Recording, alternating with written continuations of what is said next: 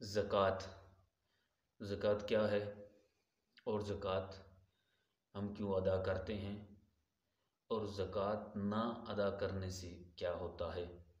زکوٰۃ جو ہے نا واجب ہے، ضروری ہے، یہ ہماری بنیاد ہے۔ دیکھو نا، 5 چیزوں پہ دین کی بنیاد ہے۔ جب آدمی کی بنیادیں مضبوط ہوتی ہیں نا تو پھر اس کے اندر دین بھی اتنا مضبوط ہوتا ہے۔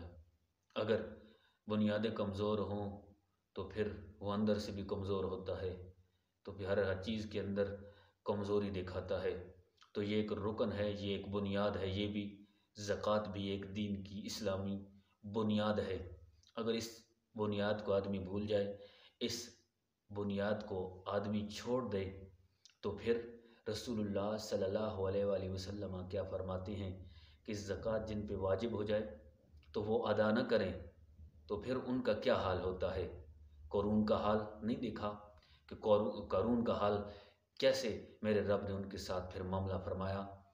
قارون کے پاس کتنا مال تھا، اتنا مال تھا کہ آپ کے کپڑے دیکھ کر، آپ کے پاس سونا تھا، اتنے خوبصورت خوبصورت چیزیں تھیں، مال تھا، اور اتنا مال تھا کہ آپ کی جو ہے نا خزانوں کی چابیاں اٹھانے کے لیے جو ہے نا ایک خچر مقرر ہوا کرتے تھے، وہ اٹھایا کرتے تھے، یا ایک جماعت ہوا کرتے تھے، وہ اٹھا اٹھا کر تھک جاتی، یعنی اتنی ان کی چابیاں تھیں خزانوں کی قارون کے پاس۔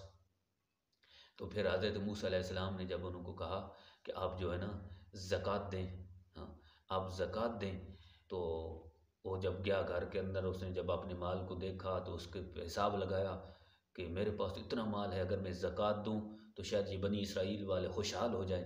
اس نے کہا نہیں، وہ تو خوشحال دیکھنا نہیں چاہتا تھا۔ وہ کہا کہ میں اگر سارے خوشحال ہو جائیں گے مجھے کون دیکھے گا، میری واہ واہ کون کرے گا، اس کا خیال یہی ہوگا نا۔ تو اس نے جب دیکھا کہ اتنے میری زکوٰۃ کے اندر یہ مال چلا جائے گا، تو اس نے کہا میں زکوٰۃ ادا نہیں کرتا۔ انہوں نے کہا میں زکوٰۃ ادا نہیں کرتا۔ تو جب اس نے زکوٰۃ ادا نہیں کی تو پھر حضرت موسیٰ علیہ السلام کے اوپر تہمت لگائی، بنی اسرائیل والوں کو اکٹھا کیا۔ جب اکٹھا کیا نا تو حضرت موسیٰ کلیم اللہ نے پھر رب العالمین کی برگاہ میں عرض کی، تو رب العالمین نے پھر فرمایا اے موسیٰ، بنی اسرائیل والوں کو کہہ دو کہ ان سے علیحدہ ہو جائے، قارون سے علیحدہ ہو جائے، رب العالمین کا عذاب آنے والا ہے۔ تو پھر بنی اسرائیل والے اس کو چھوڑ کر چلے گئے، تو رب العالمین نے اس قارون کو زمین کے اندر دس دیا۔ بڑی جو ہے وہ منتیں کرتا رہا، بڑی باتیں کرتا رہا کہ مجھے اے موسیٰ یہ کر دو وہ کر دو، لیکن ایک الفاظ نے دنیا کو ہلا دیا تھا قارون کی۔ اس قارون نے کیا تھا کہا تھا، کہا دنیا والوں دیکھ لو، آج قارون کے پاس کتنا مال تھا کہ اس کی چابیاں اٹھانے والوں کے لیے جانور موجود تھے، ایک جماعت مقرر تھی، لیکن آج قارون خالی ہاتھ اس دنیا سے جا رہا ہے۔ قارون بھی آج خالی ہاتھ اس دنیا سے جا رہا ہے۔ تو پھر جب اس مال کو دیکھا تو بنی اسرائیل کے لوگوں نے کہا کہ قارون کا مال حضرت موسیٰ علیہ السلام لینے چاہتے تھے، اس لیے ان کو جو ہے نا زمین کے اندر جو ہے نا دھسا دیا گیا۔ تو پھر وہ رب نے تمام جتنا بھی مال قارون کا تھا وہ بھی زمین کے اندر دھس گیا اور ختم ہو گیا۔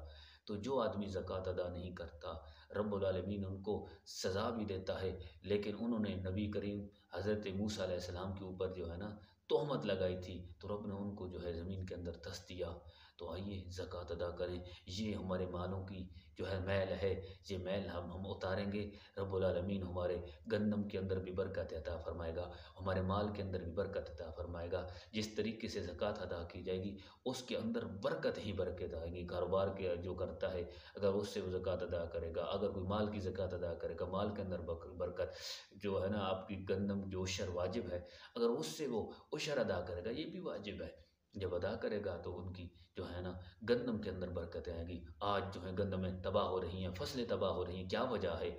کیا وجہ ہے کہ ہم جو ہے عشر جو ہے نہیں نکالتے، غریبوں یتیموں مسکینوں کا جو ہے نا ہم وہ مال نہیں نکالتے۔ تو پھر رب ہے، رب جب دیکھتا ہے کہ 9 حصے جب میرے بندے کھا رہے ہیں، 9 حصوں سے جب اس کا پیٹ نہیں بھر رہا، 10واں حصہ یتیموں کا کھا رہا ہے، مسکینوں کا کھا رہا ہے، تو پھر رب العالمین ہے، پھر وہ ہمیں 9 حصے بھی نہیں کھانے دیتا، پھر وہ ہماری فصلوں کو تباہ کر دیتا ہے۔ جو یتیم و مسکینوں کا حق کھاتا ہے، جو عشر کو جس کے اوپر جو ہے عشر نہیں نکالتا، تو رب العالمین پھر اسی طرح جو ہے فصلوں کو تباہ کر دیتا ہے۔ آئیے آج عشر ادا کریں تاکہ رب العالمین ہم پہ